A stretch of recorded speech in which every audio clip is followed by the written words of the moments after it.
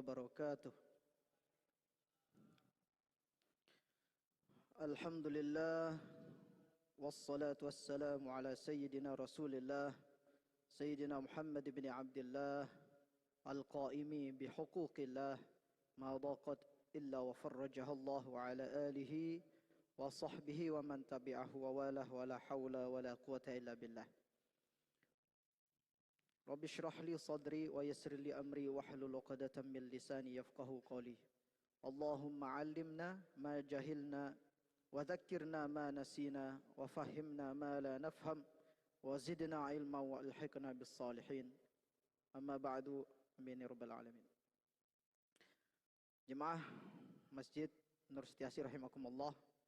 Alhamdulillah kita kembali diberikan kesehatan, keafiatan serta kesempatan untuk kita kembali berkumpul di masjid yang mulia ini dalam rangka menyimak sabda-sabda baginda Rasulullah sallallahu alaihi wasallam. Semoga kita memperoleh faedah dan dapat kita amalkan dalam kehidupan kita sehari-hari. Kita pada saat ini sampai pada hadis yang ke-9. An Abi Hurairah Abdurrahman bin Sakhrin radhiyallahu ta'ala anhu qala sami'tu Rasulullah sallallahu alaihi wasallam yaqulu ma nahakum anhu fantahuhu wa ma amartukum bihi fa'tu minhu mastata'tum fa innama ahlakal ladzina min qablikum kasratu masailihim wa ikhtilafuhum ala anbiya'ihim rawahul Bukhari wa Muslim. Dari Abu Hurairah Abdurrahman bin Sakhr radhiyallahu anhu, beliau berkata, saya telah mendengar Rasulullah sallallahu alaihi wasallam bersabda, apa yang aku larang darinya maka jauhilah, dan apa yang aku perintahkan dengannya maka laksanakanlah semampu kalian. Sesungguhnya orang-orang terdahulu binasa karena disebabkan mereka banyak bertabi nabi mereka. Hadis ini diriwayatkan oleh Al-Bukhari dan Sayyidina Abu Hurairah menempati level tertinggi dalam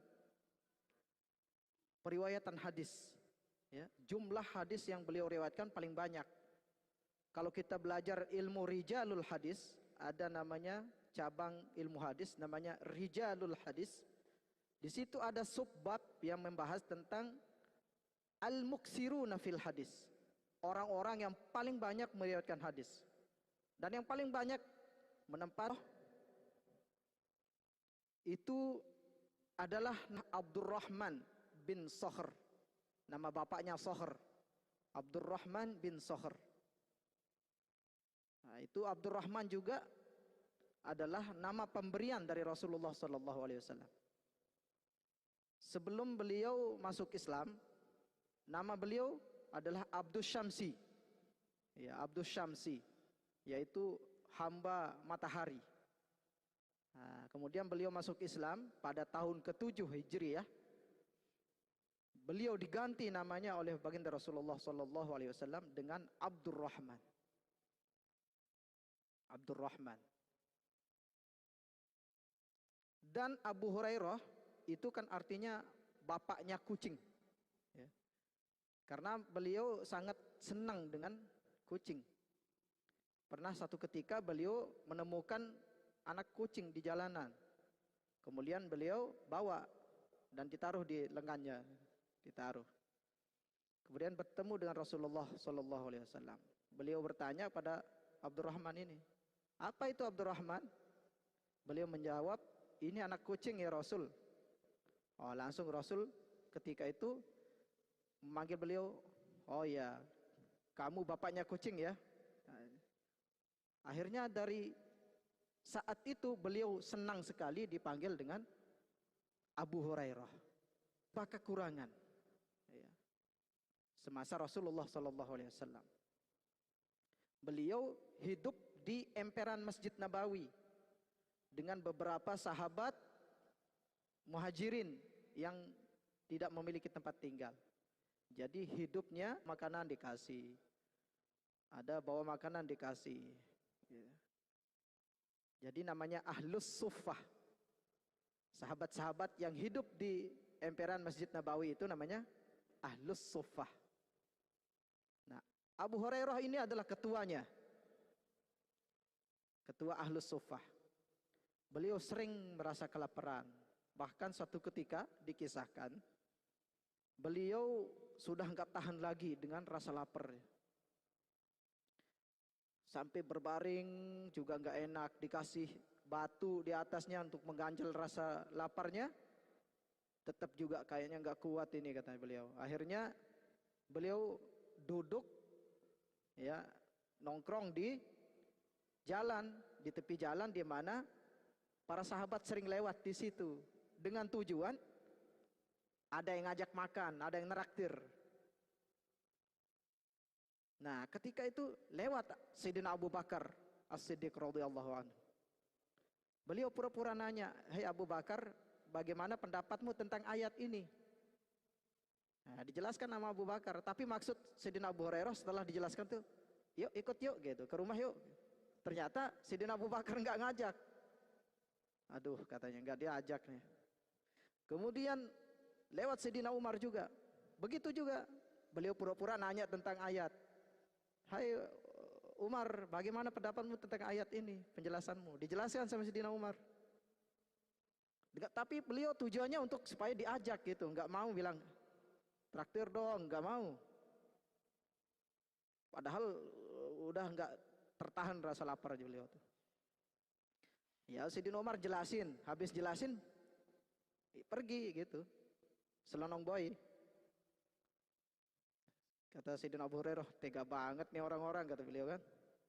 Akhirnya lewatlah orang yang paling dermawan sedunia, yaitu baginda Rasulullah sallallahu alaihi wasallam. Beliau melihat Sayyidina Abu Hurairah, wajahnya udah beda, udah ketahuan. Nah, jadi Rasul tahu kalau Abu Hurairah itu lagi lapar. Abu Hurairah, ya. Iya ya Rasul, saya ya Rasul. Ayo ikut ke rumah. Senang langsung Abu Hurairah. Akhirnya beliau ikut ke rumah baginda Rasulullah sallallahu alaihi wasallam. Setiba di rumah dipersilakan masuk. Kemudian Rasul nanya kepada istri-istri beliau, ada yang ngasih ya Rasul? Oh gitu, ya oke. Dibawalah secangkir susu itu sama baginda Rasulullah sallallahu alaihi wasallam. Kemudian Sayyidina mengambil posisi masing-masing. Kemudian kata Rasul, Abu Hurairah kasih cangkir ke temanmu itu. Dikasih cangkir, minum. Sampai kenyang. Yang minum pertama nih, sampai kenyang. Udah kenyang, dibalikin ke Abu Hurairah. Ternyata dilihat susunya masih ada. Ternyata susu itu masih ada. Sekarang duduk. Dan kamu. Akhirnya minum. Setelah minum lagi minum. Terus begitu aja terus minum-minum. Sampai beliau bilang, ayo Abu Hurairah minum lagi. Kata Abu Hurairah, udah ya Rasul, udah gak ada jalannya lagi nih. Kenyang. Itulah mukjizat baginda Rasulullah sallallahu alaihi wasallam. Sayyidina Abu Hurairah langsung menyaksikan lapar. Kemudian Rasul bertanya, "Boleh saya bawa?" Ya udah, keluarin. Apa isinya? Ada kurma ya Rasul. Isinya ada kurma, ada 20 biji. Kemudian Rasulullah sallallahu alaihi wasallam membaca bismillah, kemudian berdoa, ya ditumpahkan kurma itu. Kemudian beliau berdoa, kemudian ditaruh lagi ke tempat semula kurma itu di kantongnya. Udah, bagikan kepada teman-temanmu 10-10. Padahal kurmanya ada 20 tadi. bagikan semua pasukan ini 10-10 per orang. Dikasih 10-10. Semua dapat. Semua dapat. Dan juga Abu Hurairah dapat. Kata beliau sedih. Luar biasa mukjizat baginda Rasulullah sallallahu alaihi wasallam. Kisah Sayyidina Abu Hurairah radhiyallahu taala anhu, beliau wafat pada umur ke 78. Lumayan panjang umur beliau. Beliau mengatakan, saya mendengar Rasulullah sallallahu alaihi wasallam bersabda, "Ma nahaitukum anhu fantahuhu." Apa yang aku larang, wa ma amartukum bihi fa'tu minhu mastata'tum. Dan apa yang aku suruh, aku perintahkan, maka laksanakan dengan sekemampuanmu. Ya. Ini luar biasa. Jadi apa yang kularang, jauhilah. Tapi Rasul mengatakan jauhilah semampumu. Tidak. Apa yang kularang, jauhilah. Tapi ketika apa yang kuperintahkan, yang dilarang itu adalah haram. Ya, misalnya minum khamar, ya, minuman keras, berzina dan seterusnya. Bisa jadi larangan itu makruh hukumnya kalau dikerjakan. Ya, bisa jadi makruh. Contoh, la ta'kulu bishimal. Janganlah kalian makan dengan tangan kiri. Jangan kalian makan dengan tangan kiri. Makruh makan dengan tangan kiri. Kecuali kalau yang punya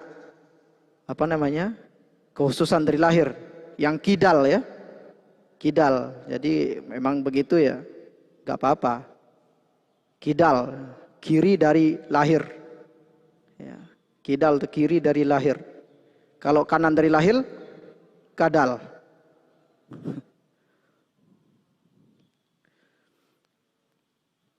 Ya, makruh makan dengan tangan kiri.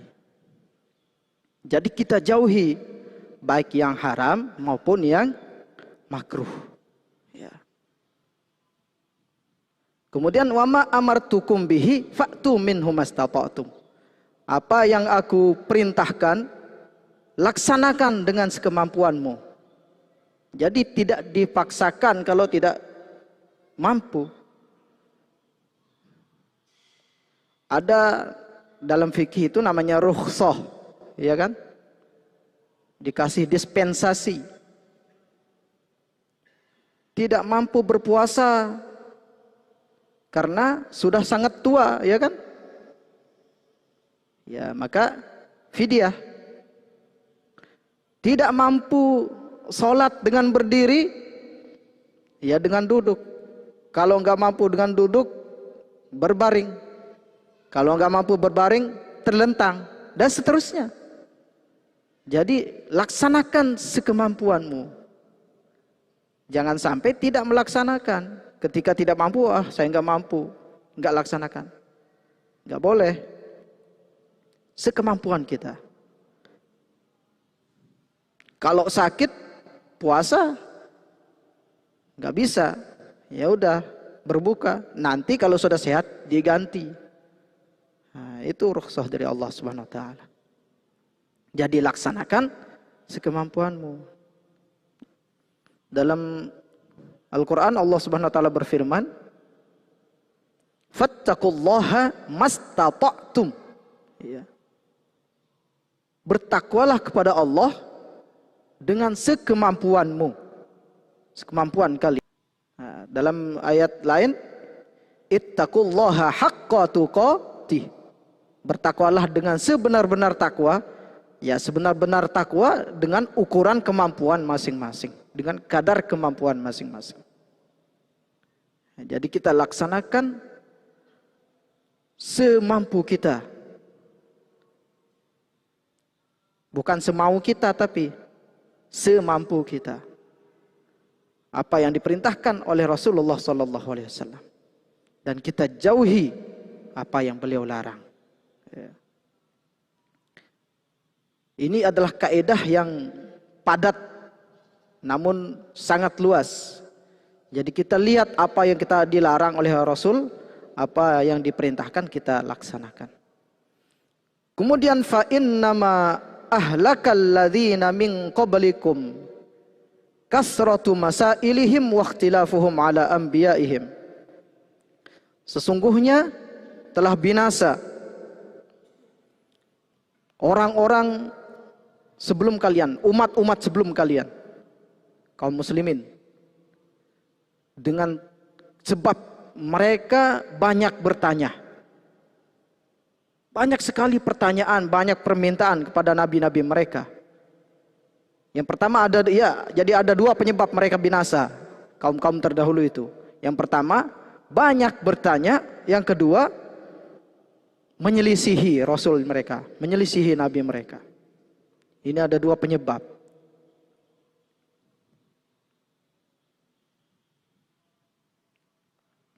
Yang pertama, banyak bertanya. Ya, cukup jadi contoh.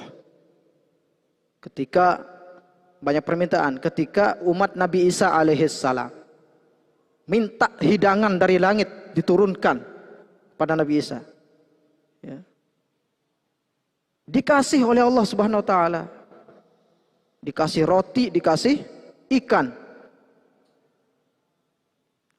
Tapi dengan syarat, kata Nabi Isa, kalian makan di tempat, kalian taat kepadaku, makan di tempat, jangan dibawa pulang buat besok. Tapi mereka berkhianat pada Sayyidina Isa alaihissalam. Mereka berkhianat, mereka bawa pulang juga. Akhirnya dikutuk mereka jadi kera. Dan bab 1, babi. Juga kejadian ketika Bani Israel, umatnya Nabi Musa alaihissalam, ketika itu ada salah seorang laki-laki miskin, memiliki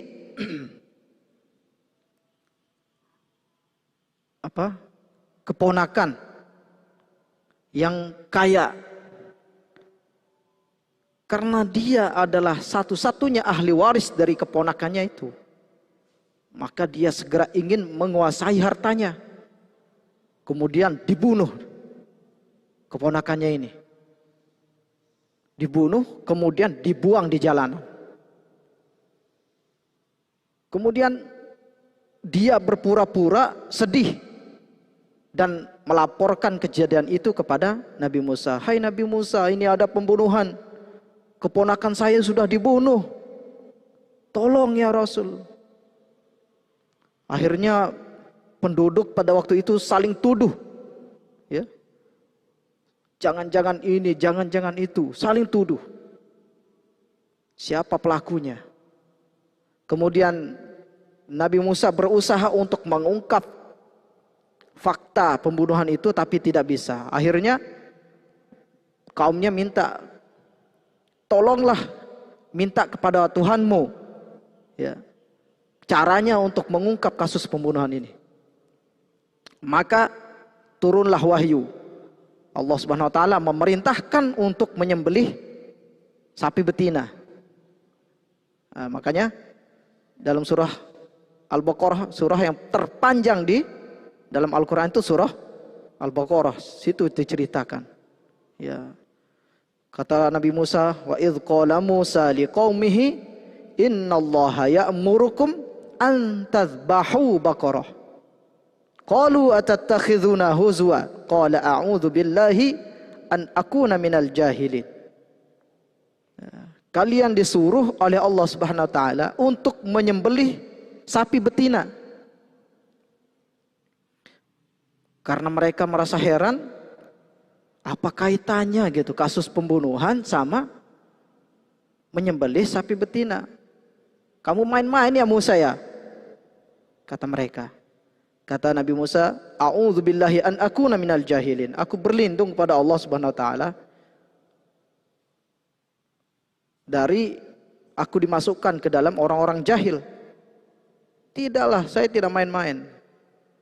Kemudian mereka, oke, kami laksanakan.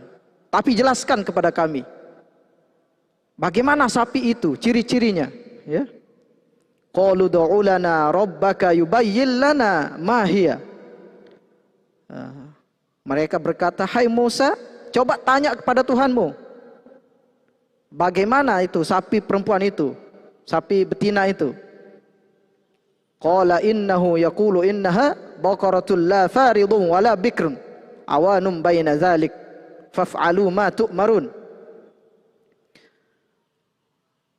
Kata Musa alaihissalam, Allah berfirman,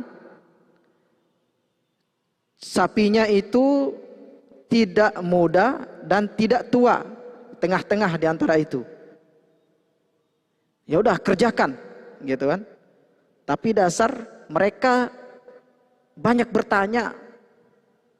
Padahal kalau sudah disuruh nyembelih sapi saja, sudah laksanakan, selesai sebenarnya. Tapi mereka justru mempersulit diri mereka sendiri dengan banyak bertanya.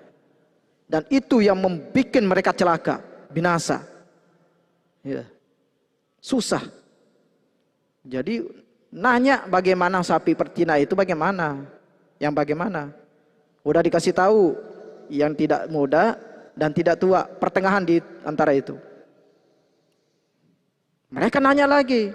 Qalu du'u lana rabbaka yubayyin lana ma launuha.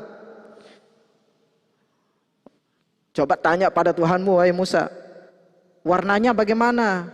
Tadi kan sudah tidak tua, muda, tidak tua. Warna sapinya bagaimana? Coba nyusahin diri. Warna sapinya bagaimana? Maka Nabi Musa alaihissalam memohon pada Allah. Qala innahu yaqulu innaha baqaratun safra'un faqi'ul launha tasurrun nadhirin.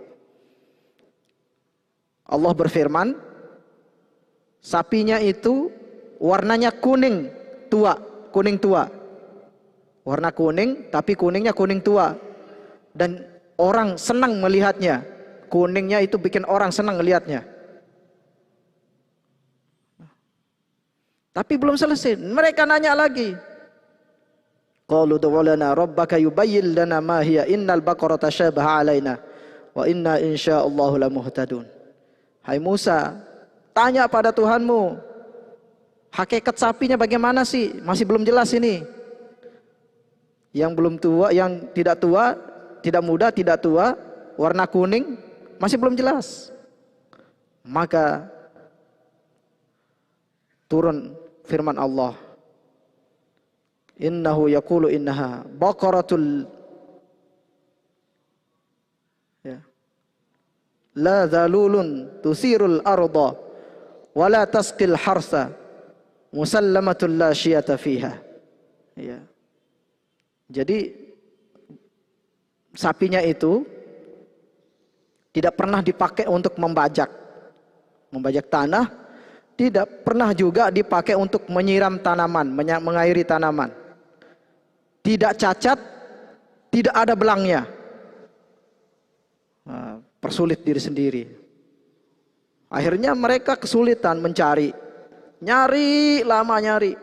Akhirnya ketemu sapi yang dimiliki oleh seorang anak kecil yang baik hati. Dan dilarang untuk menjualnya kecuali dengan harga yang sangat mahal, berlipat-lipat ganda harganya. Udah nyarinya sulit, sudah dapat pula mahal lagi. Coba seandainya mereka ketika awal perintah sembelih sapi betina, sudah sembelih saja bagaimanapun rupanya. Tapi karena mereka cerewet, nanya, akhirnya mereka kesulitan, mempersulit diri sendiri. Jadi inilah yang menyebabkan mereka banyak binasa, karena mereka banyak permintaan, banyak nanya, luar biasa. Maka Rasulullah SAW bersabda, Innallaha yakrahu salasan. Allah Subhanahu wa taala benci terhadap 3 hal. Apa yaitu? Yang pertama adalah qila wa qala wa qila. Kalau ngomong itu katanya, ngomong katanya. Ngomong gak jelas. Wa idha'atul mal, boros. Orang boros menyia-nyiakan harta. Kemudian wa kasratas su'al, dan banyak bertanya pada hal-hal yang tidak penting, yang tidak perlu ditanyakan. Ya. Tidak perlu ditanyakan. Contoh, misalnya mahasiswa besok bikin makalah ya. Bikin makalah tentang ilmu hadis. Jadi Allah Subhanahu wa taala tidak suka orang-orang yang banyak nanya pada hal-hal yang tidak perlu dan tidak penting. Makanya dalam Al-Qur'an Allah Subhanahu wa taala berfirman, "Ya ayyuhalladzina amanu la tas'alu an asya'a in tubdalakum tasukum." Hai orang-orang yang beriman, janganlah kalian bertanya tentang sesuatu yang apabila diterangkan, sesuatu itu diterangkan, diperjelas lagi, akan menyusahkan kalian sendiri. Jadi kita bertanya, boleh banyak bertanya, tetapi dalam hal-hal yang memang harus kita ketahui, ya, tentang hukum, tentang kiat-kiat misalnya. Bukan dalam hal-hal yang tidak penting. Nah, ini yang pertama yang membuat kaum-kaum terdahulu itu binasa, celaka, itu mereka banyak nanya dan banyak permintaan. Kemudian yang kedua, waqtilafuhum ala anbiya'ihim. Mereka berselisih dengan nabi mereka. Mereka banyak berselisih. Contoh ya kaum umat Nabi Musa lagi. Mereka menyelisihi perintah Nabi Musa. Mereka diperintahkan oleh Nabi Musa alaihissalam untuk fokus beribadah pada hari Jumat. Dan diceritakan oleh baginda Nabi Musa akan kelebihan hari Jumat itu. Tapi mereka enggan. Banyak yang nggak mau. Ya udah Musa, hari Sabtu aja kita ibadah, gitu ya. Hari Sabtu aja kita ibadah. Kata Nabi Musa, oke, hari Sabtu, nggak apa-apa. Kebetulan mereka banyak nelayan. Nelayan. Nah, ternyata di hari Sabtu itu Allah Subhanahu wa taala mencoba mereka, menguji mereka. Hari Sabtu beribadah oke.